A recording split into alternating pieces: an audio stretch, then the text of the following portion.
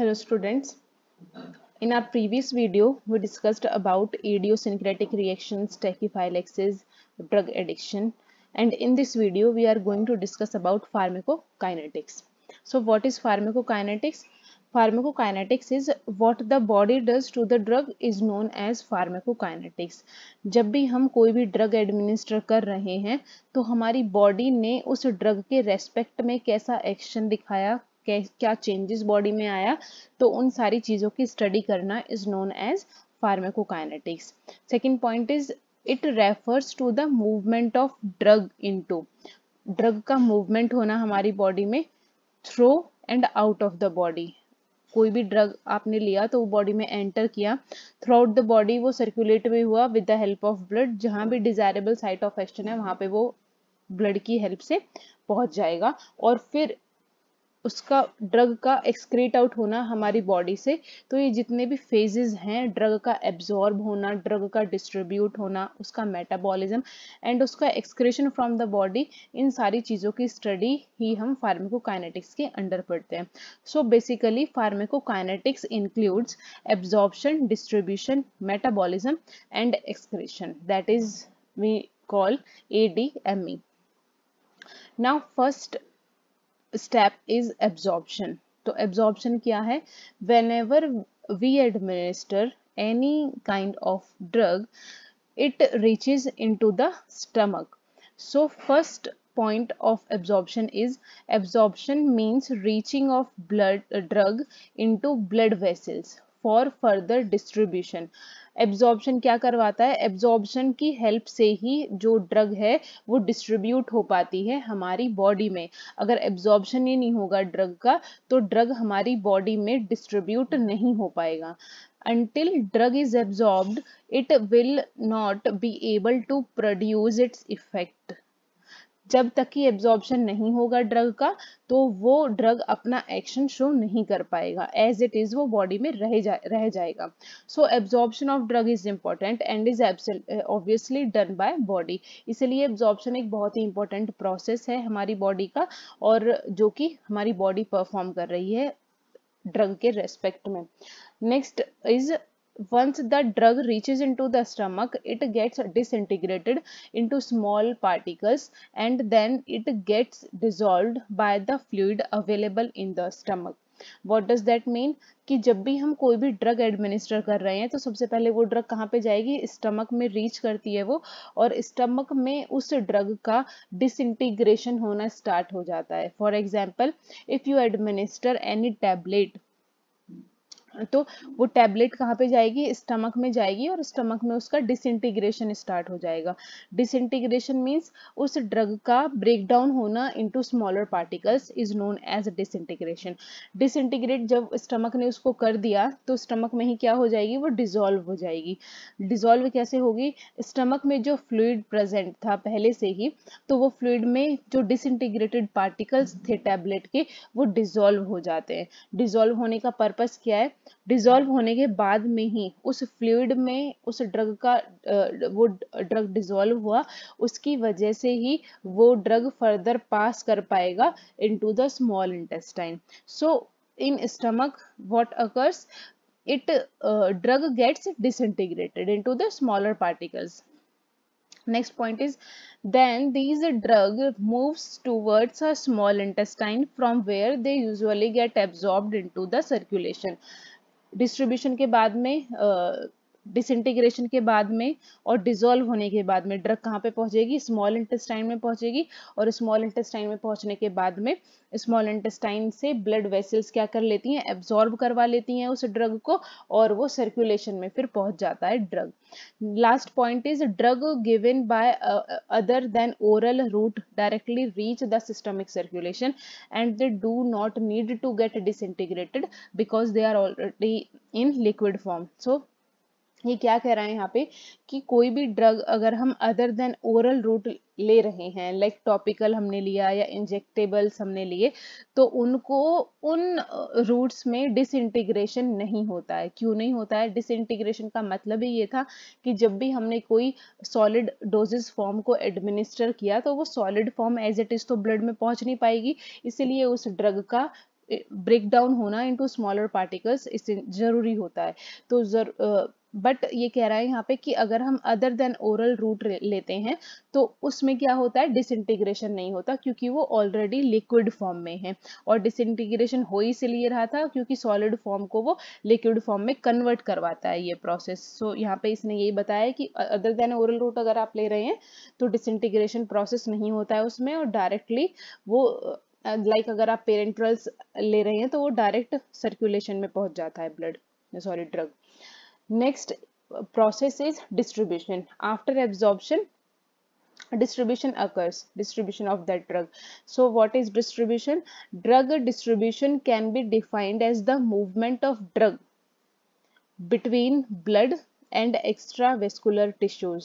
So distribution क्या था, नाम से ही इंडिकेट हो रहा है कि जब एब्जॉर्प्शन हो गया ड्रग का, स्मॉल इंटेस्टाइन ने क्या करा, ब्लड वेसल्स को उस ड्रग को दे दिया ताकि ब्लड में वो जब जाएगा ब्लड तो थ्रू आउट द बॉडी वो सर्कुलेट हो जाएगा। तो थ्रू आउट द बॉडी जो सर्कुलेट हुआ है, डिस्ट्रीब्यूट हुआ है बॉडी में वो drug with the help of blood, उसको हम कहते हैं डिस्ट्रीब्यूशन।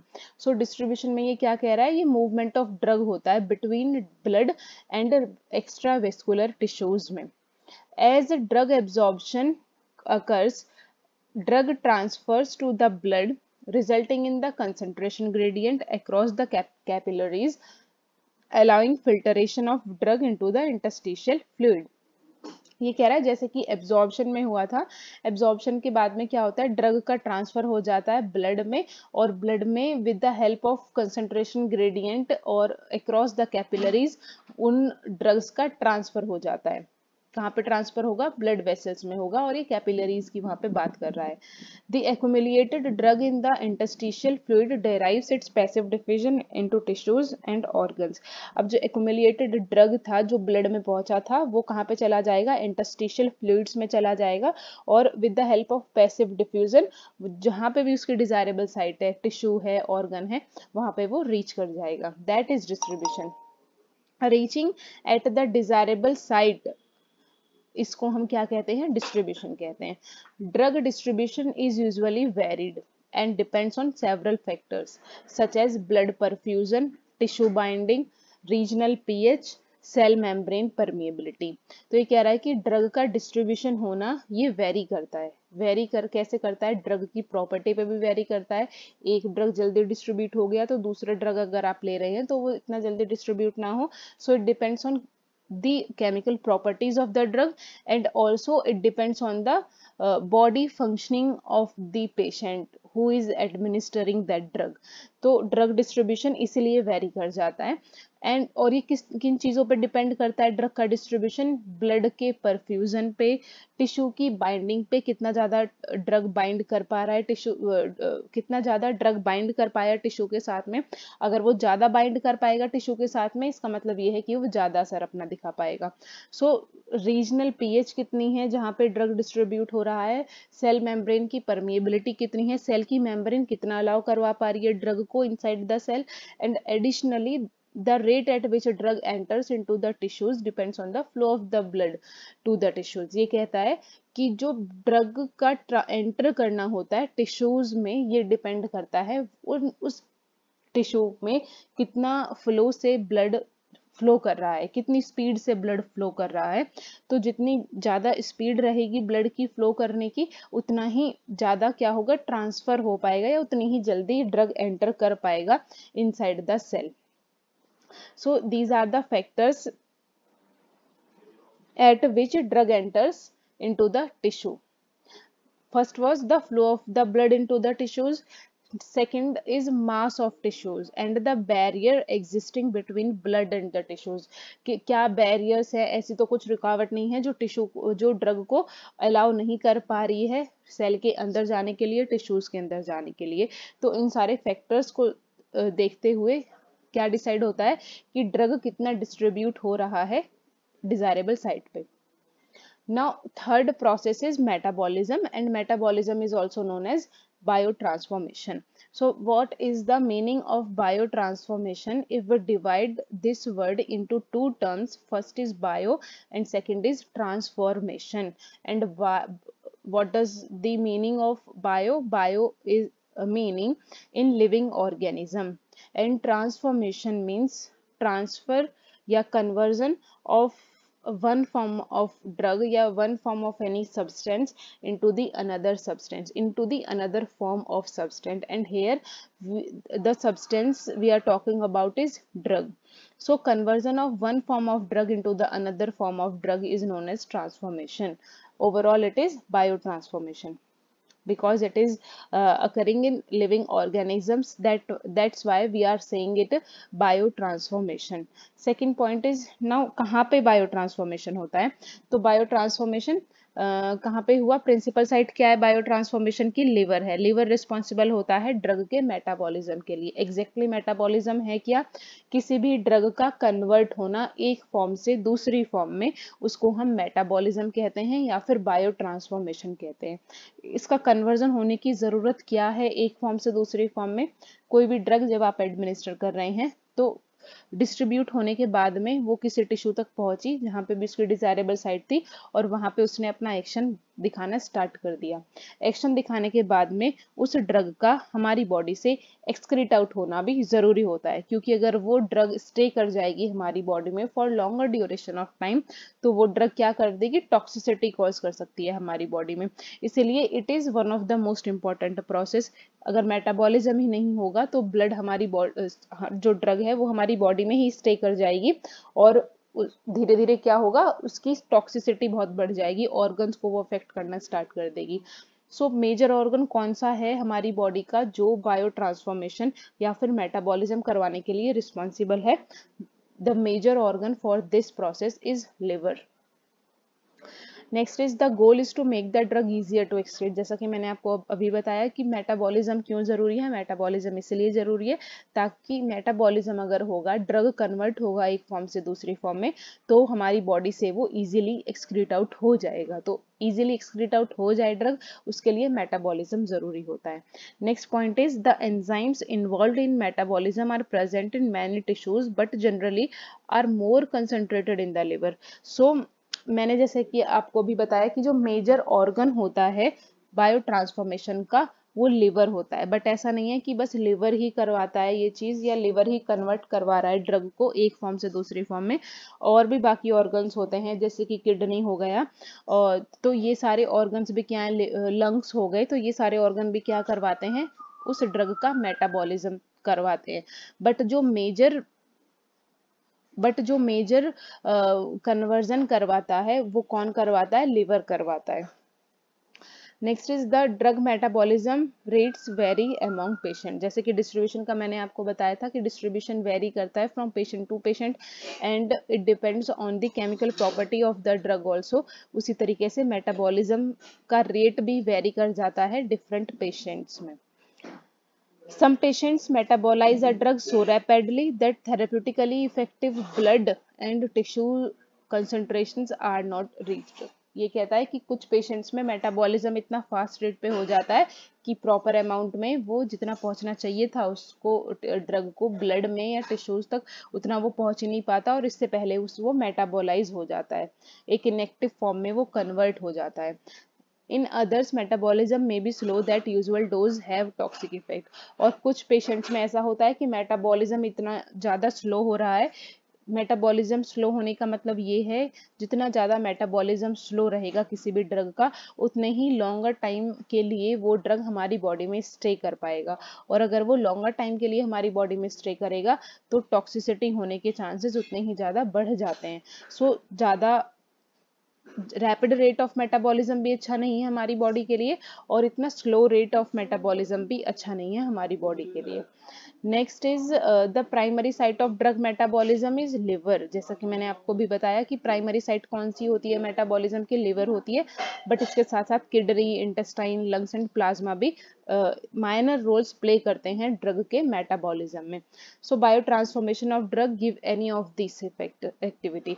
इनमें से कोई भी एक एक्टिविटी हो सकती है बायो ट्रांसफॉर्मेशन ऑफ ड्रग के लिए। इसका मतलब ये है कि बायो ट्रांसफॉर्मेशन जब होगा किसी भी ड्रग का, वो ड्रग के साथ में इन तीनों में से कोई भी एक चीज हो सकती है। वो इनमें से कौन सी चीज हो सकती है? ये तीनों कंडीशन सबसे पहली बात ये है क्या क्या?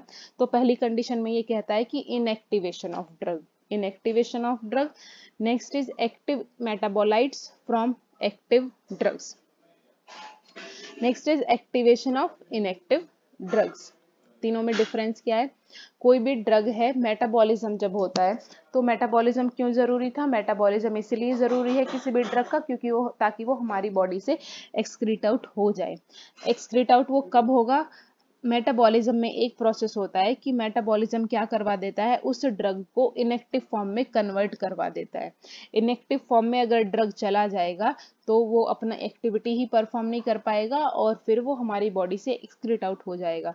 तो मेटाबॉलिज्म में एक प्रोसेस होता है कि जब लिवर ने क्या करवाया, उस ड्रग को इनएक्टिव फॉर्म में कन्वर्ट कर दिया। तो ये भी कंडीशन हो सकती है ड्रग के साथ में इन बायो ट्रांसफॉर्मेशन। सेकेंड कंडीशन की क्या बात करता है कि active metabolites from active drug. Drug active था और मेटाबॉलिज्म होने के बाद में भी वो ड्रग एक्टिव रहा। तो मेटाबोलाइट्स क्या है?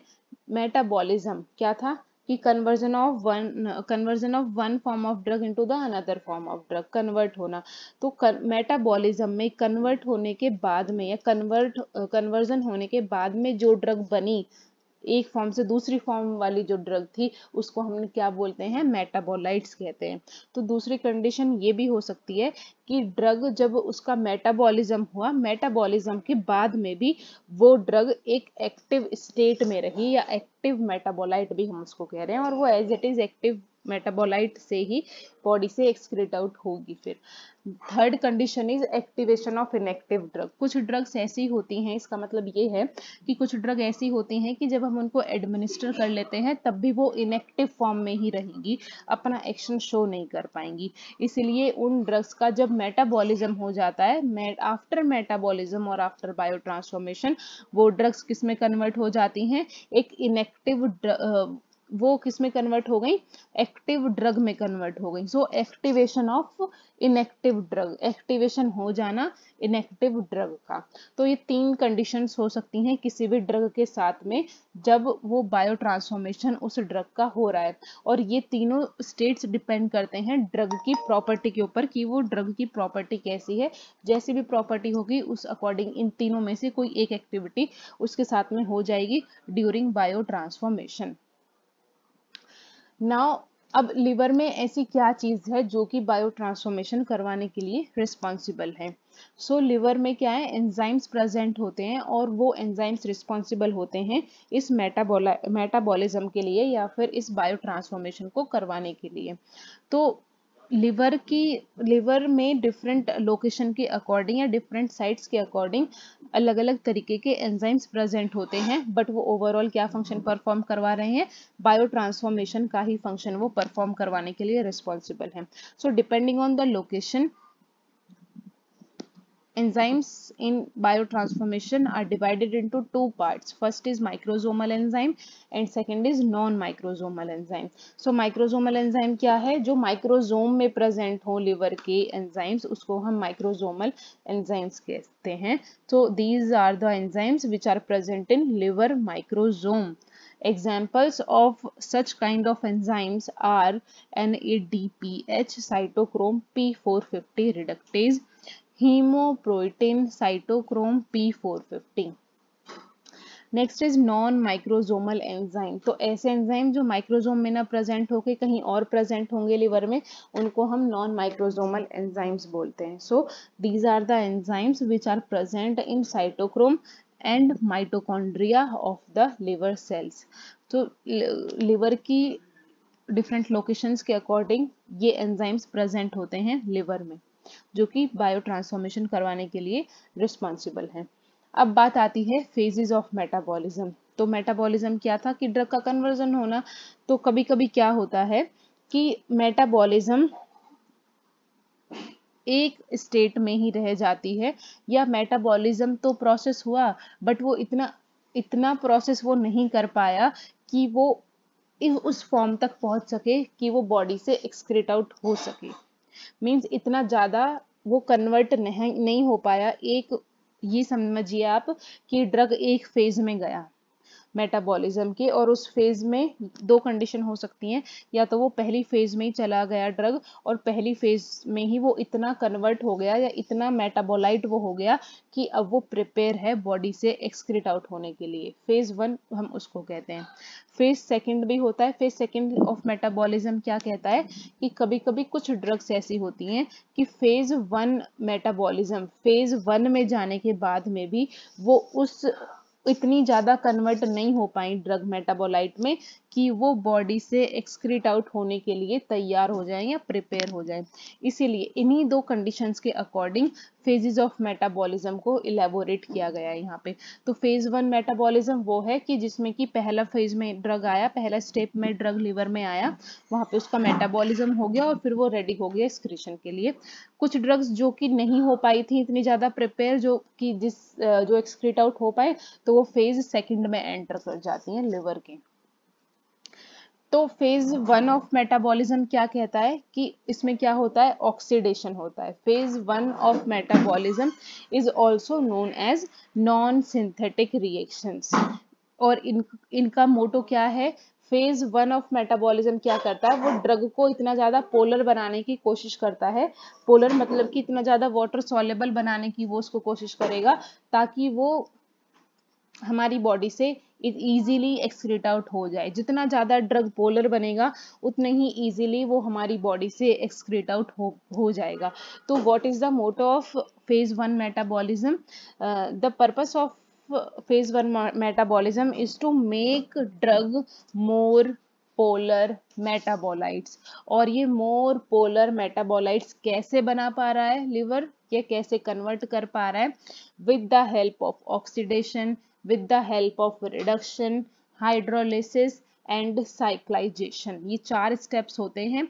इन चारों स्टेप्स की हेल्प से जो लिवर होता है वो फेज 1 मेटाबॉलिज्म को परफॉर्म कर पाता है। तो पहला है ऑक्सीडेशन। ऑक्सीडेशन में क्या है, ये via cytochrome P450। Cytochrome P450 क्या था, ये वो एंजाइम हमने पढ़ा था जो कि रिस्पॉन्सिबल होता है, लिवर में प्रेजेंट होता है और ये रिस्पॉन्सिबल है मेटाबॉलिज्म करवाने के लिए। तो साइटोक्रोम P450 की वजह से क्या हुआ, ऑक्सीडेशन हुआ, रिडक्शन भी हो सकता है, हाइड्रोलिसिस रिएक्शंस भी होती हैं। सेकेंड पॉइंट ये कहता है कि phase 1 reactions convert a parent drug to more polar active metabolites by unmasking और inserting a polar functional group. अब ये जो हमने यहाँ पे पढ़ा, रिडक्शन हुआ, हाइड्रोलिसिस हुआ, ऑक्सीडेशन हुआ, इन सब का पर्पस क्या है? इन सब का पर्पस यही होता है कि वो ड्रग को ज्यादा से ज्यादा पोलर बना सकें, ज्यादा से ज्यादा वाटर सॉल्युबल बना सकें। और ऐसा कैसे वो कर पाती हैं, वो उस ड्रग के साथ में, वो जो एक्टिव मेटाबोलाइट्स है उसके साथ में वो कोई भी पोलर फंक्शनल ग्रुप को अटैच कर देती हैं, इंसर्ट कर देती हैं। और इनमें से कोई भी एक ग्रुप जब अटैच होगा उस ड्रग के साथ में तो वो ड्रग पोलर बन जाएगा। पोलर बनने का मतलब ये है कि now that drug is ready to excrete out from the body. तो ये भी एक फेज है कि एडिशन हो जाना या inserting a polar functional group into the drug metabolite ताकि वो बॉडी से एक्सक्रीट आउट हो पाए। थर्ड ये कहता है geriatric patients have decreased phase 1 metabolism. So जो ओल्डर पर्सन्स होते हैं उनमें क्या होता है, फेज 1 मेटाबॉलिज्म डिक्रीज हो जाता है। इसका मतलब ये हुआ कि उनकी बॉडी में फेज 1 मेटाबॉलिज्म डिक्रीज हो गया। दैट मीन्स कि वो अच्छे से फंक्शनिंग नहीं कर पा रहा है। वो जो ड्रग है वो फेज 1 में जब ड्रग का मेटाबॉलिज्म स्टार्ट हुआ तो फेज 1 इतना ज्यादा एक्टिव नहीं था कि वो ड्रग को यहीं पे इतना ज्यादा पोलर कर दे कि वो बॉडी से एक्सक्रीट आउट हो जाए। उसका मतलब ये हुआ कि अब ऑब्वियस है कि drug phase second of metabolism में एंटर करेगा। सो जो जीरियाट्रिक पेशेंट्स होते हैं उनमें डिक्रीज हो जाता है phase 1 metabolism.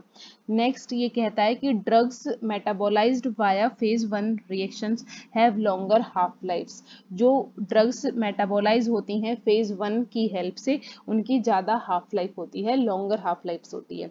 Next is geriatric patients metabolism drugs bye phase second reaction. अब जैसा कि मैंने आपको थर्ड पॉइंट में बताया था कि जब फेज 1 मेटाबॉलिज्म डिक्रीज हो गया जीरियाट्रिक पेशेंट्स में, तो ये ऑब्वियस है कि अब वो ड्रग फेज सेकंड मेटाबॉलिज्म में एंटर करेगा ताकि वो ड्रग ज़्यादा पोलर बन पाए। ज़्यादा पोलर बनेगा तो वो बॉडी से एक्सक्रीट आउट हो पाएगा। So it was about the phase 1 metabolism. Now phase second metabolism. तो फेज सेकंड मेटाबॉलिज्म क्या है? फेज सेकंड वो फेज है जिसमें कि जो ड्रग फेज 1 में मेटाबोलाइट नहीं हो पाई थी अच्छे से, वो फेज सेकंड में पहुंच जाती हैं। फेज सेकंड में पहुंचने के बाद में उनका मेटाबॉलिज्म होता है और वो और ज्यादा पोलर बन जाती हैं। Phase second is also known as synthetic conjugation and it involves phase second involves conjugation of drug or metabolite of phase 1 with carbohydrate or amino acids। Conjugation ये करवा देती हैं ड्रग का या मेटाबोलाइट का जो कि फेज 1 से निकल के आया था, किसके साथ में? कार्बोहाइड्रेट्स के साथ में या फिर एमिनो एसिड्स के साथ में, ताकि वो मोर पोलर बन पाए। अब ये कॉन्जुगेशन वर्ड मैंने यहाँ पे बोला है, कॉन्जुगेशन रिएक्शंस यहाँ पे लिखी हुई हैं, तो what does the meaning of conjugation? Conjugation का यहाँ पे मतलब है ड्रग का अटैच होना किसी और मॉलिक्यूल के साथ में, उसको हम कहते हैं कॉन्जुगेशन। तो जब कॉन्जुगेशन होगा, इसका मतलब जब ड्रग अटैच होगा किसी और सब्सटेंस के साथ में, तो पर्पस ये है कि ऐसा मॉलिक्यूल अटैच हो इस ड्रग के साथ में या इस मेटाबोलाइट के साथ में, ताकि वो ड्रग को ज्यादा पोलर बना सके। So first point is glucuronidation, acetylating and sulfation reactions. इन सब में क्या हुआ? कॉन्जुगेशन रिएक्शंस ये कहलाती हैं, जो कि इंक्रीज करवा देती हैं water solubility of the drug with the polar moiety. Next is glucuronate, acetate and sulfate respectively. Phase second reactions convert a parent drug to more polar inactive metabolite by conjugation to subgroups 2OH, NH2 functional groups on the drug। तो phase second reactions जो होती हैं ये parent drug को convert करवाती हैं ज़्यादा polar drug में, ताकि वो इनएक्टिव मेटाबोलाइट्स में कन्वर्ट हो जाए। और ये कैसे करवाया इन्होंने? कॉन्जुगेशन करवाया। कॉन्जुगेशन का मतलब मैंने आपको भी क्या बताया था कि ड्रग का अटैच होना किसी और सब्सटेंस के साथ में ताकि वो मोर पोलर बन पाए, उसको हम कॉन्जुगेशन यहाँ पे कह रहे हैं। तो कॉन्जुगेशन ये किसके साथ में? OH, NH2 ग्रुप के साथ में अटैच करवा देते हैं उस फेज 1 मेटाबोलाइट को, ताकि वो इजीली वाटर सॉल्युबल बन पाए और इजीली बॉडी से एक्सक्रीट आउट हो पाए। Next is drugs metabolized via phase second reactions are rarely excreted. Patients deficient in acetylating capacities may have prolonged or toxic responses to normal doses of certain drugs because of decreased rate of metabolism। तो अगर उन patients में जिनमें rate of metabolism कम रहता है या decreased है, तो उन पेशेंट में प्रोलॉन्ग्ड और टॉक्सिक रिस्पॉन्स होने की पॉसिबिलिटी भी ज़्यादा होती है। So it was all about the metabolism, bio transformation, कौन से ऑर्गन रिस्पॉन्सिबल होता है, ऑर्गन में कौन से एंजाइम्स प्रेजेंट होते हैं जो कि मेटाबॉलिज्म करवा रहे हैं। मेटाबॉलिज्म के 2 फेज के बारे में हमने यहाँ पे स्टडी किया। It is one of the most important question exam point of view से। सो लास्ट इज एक्सक्रीशन, और excretion is also known as elimination. So what is the meaning of elimination? Body का, उस drug का body से excrete होना is known as elimination और excretion. हमारी body में डिफरेंट ऑर्गन्स होते हैं जो कि एक्सक्रीशन के लिए रिस्पॉन्सिबल होते हैं, बट जैसे कि मेटाबॉलिज्म में हमने पढ़ा कि liver was the major organ that was responsible in metabolism. Same वैसे ही एक्सक्रीशन में किडनी मेजर ऑर्गन होती है जो कि मोस्ट ऑफ द ड्रग्स का एक्सक्रीशन करवाने के लिए रिस्पॉन्सिबल होती है। ये आपको अभी इन स्लाइड्स में आके पता चल जाएगा कि कैसे किडनी एक्सक्रीशन और एलिमिनेशन करवाने के लिए रिस्पॉन्सिबल है। सो एक्सक्रीशन क्या है? ड्रग का excretion is a process of eliminating a drug from the body. Drug का एलिमिनेट हो जाना बॉडी से, उसको हम एक्सक्रीशन कहते हैं। Second point is a drug which is either biologically active itself और अ प्रो ड्रग। कोई भी ड्रग अगर वो बायोलॉजिकली एक्टिव है या फिर वो प्रो ड्रग है, तो that may be excreted in its original chemical state. तो वो अपनी ओरिजिनल स्टेट में, जैसा हमने बॉडी में उसको एडमिनिस्टर किया था, जिस केमिकल स्टेट में हमने बॉडी में एडमिनिस्टर किया था उसको, उसी केमिकल स्टेट में वो एज इट इज वो हमारी बॉडी से एक्सक्रीट आउट हो जाएगा। Next is alternatively all or the portion of drug may undergo chemical modification or be eliminated as biologically active or inactive or metabolites। तो ये कहता है कि या तो जब कन्वर्जन होता है ड्रग का एक्सक्रीशन होने के लिए, तो या तो पूरा पोर्शन ड्रग का या फिर some portion of drug chemical modification होता है उसमें। जो ये केमिकल मॉडिफिकेशन ये कह रहा है यहाँ पे, यही मेटाबॉलिज्म था जो हमने प्रीवियस स्लाइड में पढ़ा था। तो किसी भी ड्रग का पूरा मेटाबॉलिज्म या केमिकल मॉडिफिकेशन हो जाना या स्मॉल पोर्शन ऑफ ड्रग का केमिकल मॉडिफिकेशन हो जाना, ताकि वो बॉडी से एलिमिनेट हो जाए।